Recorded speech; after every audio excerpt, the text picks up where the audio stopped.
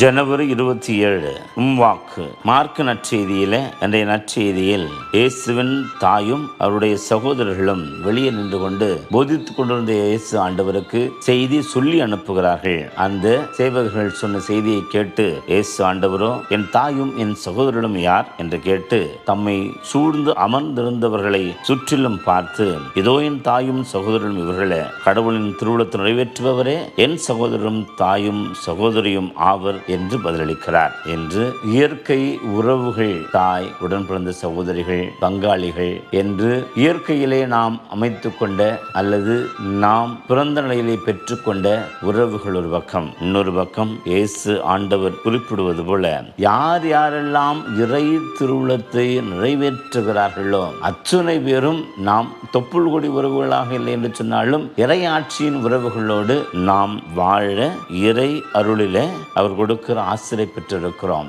மேலும் இன்று இப்படி ஆன்மீகம் தேடி வாழ்கிற பொழுது நாம் ஆன்மீக சமூகமாகவும் வாழ இறைவன் இப்படி நமக்கு ஆசீர்வதித்திருக்கிறார். ஆகவே இப்படிப்பட்ட ஒரு நெருக்கத்தில் வாழுகிற நமக்கு கொடுக்கப்பட்டிருக்கிற அடுத்தான இந்த படிநிலைகளை உணர்ந்து கொண்டு நமது கிறிஸ்துவ வாழ்வை பெருமைப்படுத்துவோம். ஜெபிப்போம். அன்பு இறைவா, உமது வார்த்தைகளின்படியும் உமது திருவுளத்தை புரிந்து கொண்டும் நாங்கள் நம்பி அதற்கு சான்று பகர்ந்து வாழ்கின்ற வாழ்வை எங்களுக்கு அருளும். ஆமென்.